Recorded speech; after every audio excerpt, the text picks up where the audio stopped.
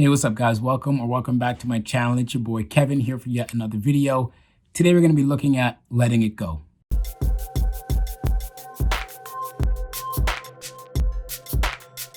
If you're new to my channel, I post here videos that are meant to motivate you, inspire you, and help you achieve the best version of you. So I would encourage you to consider subscribing and hitting that bell notification so you're aware of every time I post a new video. Now let's go. Let me begin with a quick story. Many years ago, I was in a relationship that ended pretty badly.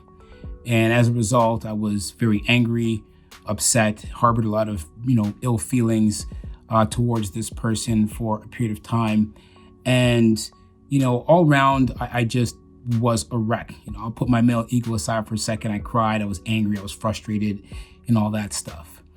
And I spent several months really just living, regurgitating, rethinking, overthinking this situation to the point that it really kind of positioned me in a box that I couldn't get ahead in life. And those that know me know that I'm a pretty confident person, but during this time, my confidence was lacking, and there was a lot of other ill side effects because of the way I was feeling in this particular situation. But because I was harboring these feelings of anger and frustration and just couldn't let go of the situation, it pigeonholed me into a box that I just couldn't get out of. I remember sitting alone at my table one day and making a conscious decision to let it go. I knew that it was affecting my life in certain ways, and I just needed to start moving forward. But here's the thing. Saying to let it go sounds so cliche. It sounds so simple. It sounds so easy. It's like carrying a set of weights. If you're in the gym and you're doing weights and it's too heavy, you can just drop them and everything will be fine and you can just go forward. And I know that that's not the case, but I'd like to share with you just a couple of things that I learned through this particular situation and, quite frankly, other situations in my life about letting it go. First of all, I feel like the reason it's hard for some of us to let things go in life is because we think that if we let it go, if we forgive that person, that they're going to win in the situation. Now, whether it's relationships that ended badly or you've been abused, whether it be mentally, physically, emotionally, you just feel like you've been mistreated. If I let this go, it's going to make the other person be the victor in this situation. But the one thing I want to tell you is that letting it go and forgiving somebody is not about them. It's about you. The reality is most people that have offended you, that have wronged you, that have hurt you, they're going about their merry life, not even having a care in the world about the impact and the effect that it's had on you.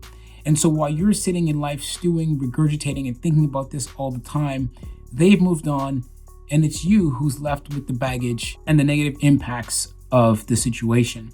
And so deciding to let it go is more about letting yourself know that you're okay with allowing yourself to move on and allowing yourself not to be continuously controlled by that situation. Sometimes we also maybe have a hard time with letting things go because we might feel like we are somewhat responsible or accountable for the thing that happened to us. For example, maybe you say to yourself, if I had just done what they wanted me to do, I wouldn't be in this situation. Or I allowed myself to get into that situation, so it's my fault, it's on me. It could be a situation where perhaps you were the person that mistreated somebody else and you're living with that baggage and you're living with that frustration or anger with yourself because you feel like you were in the wrong. And if that's the case for you, then you just need to remember that you need to forgive yourself. And that's the beginning of being able to let that go. One of the other things that is probably keeping us from letting things go is the fear of forgetting it. And I know it seems weird that why would we want to hold on to a memory of something negative to us? But the reality is that so many of us have lived with those past mistakes and past issues for so long, they've really become a part of our everyday life, even though it's something that's happened in the past. It's like that sweater that's in your closet. You know that you need to clean out your closet. You know that you need to get rid of things.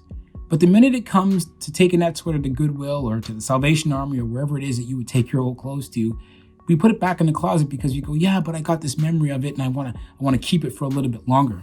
But here's the thing. letting it go and forgiveness and moving on doesn't mean that you're going to forget. In fact, I think personally that you shouldn't forget the situations that you've been in. But definitely what you should do is take the learning lessons that have come from that and let that be your catalyst to not repeating the same mistakes later on in life. I was talking about my situation earlier with that relationship. I have moved on and I've let that one go, but I haven't forgot the experiences that I had going through that situation. And there are many lessons that I learned because of that and as a result of that. And that helps me to be who I am today. I recently heard a quote that says, sometimes we have to let go of what's killing us, even if it's killing us to let go. Now, letting go of the past isn't easy. And I think that anyone that tells you that it is probably is a fool. But you do have two choices. You can either become wise from your past experiences, or you can keep being wounded. But the choice is yours.